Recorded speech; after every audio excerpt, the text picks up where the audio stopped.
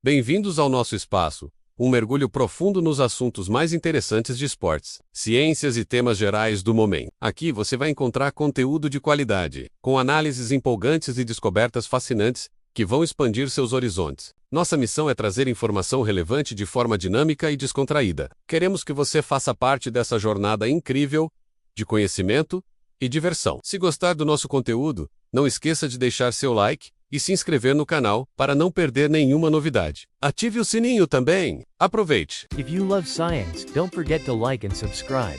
Imagine an architectural structure taller than you are, built entirely out of dirt and saliva, standing exposed in the middle of a baking hot, sometimes freezing cold, African savanna.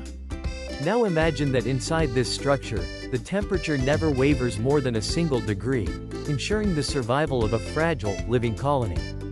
This isn't a futuristic piece of sustainable human engineering. This is the work of a few million industrious insects, the termites.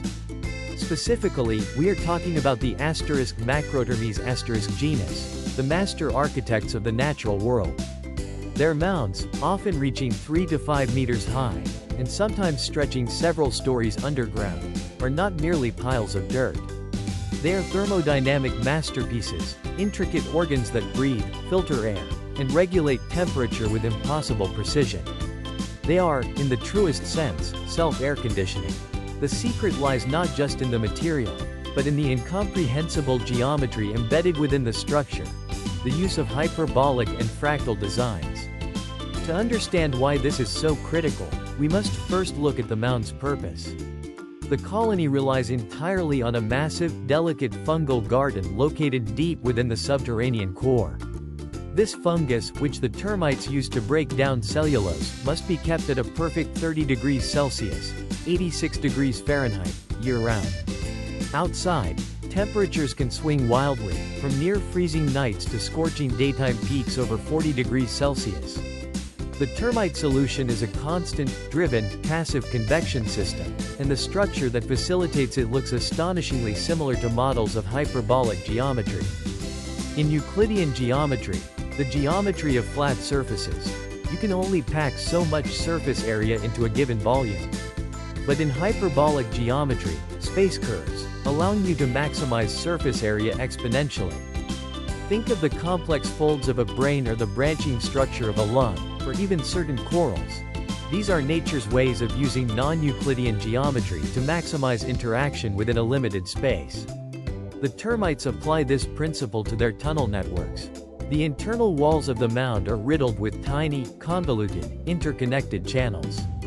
These tunnels are structured like a fractal sponge, branching out and folding back in on themselves. This massive internal surface area serves two critical functions. First, it allows for maximal gas exchange, effectively creating a massive, porous lung for the colony. Second, it precisely controls the flow and velocity of air, eliminating stagnant pockets and minimizing heat conduction from the external environment. The ventilation mechanism itself is an incredible study in aerodynamics. The mounds function by leveraging tiny, constant changes in atmospheric pressure and solar radiation. The structure has two primary systems: a deep, central subterranean core where the fungal garden is located, producing heat and CO2, and a network of thin, vertical peripheral chimneys, or flues, that run just under the mound's clay shell. During the day, the sun intensely heats the outer clay shell. This heating causes the air in the peripheral flues to warm up and rise due to buoyancy, pulling stale, CO2-rich air up from the humid, warm core.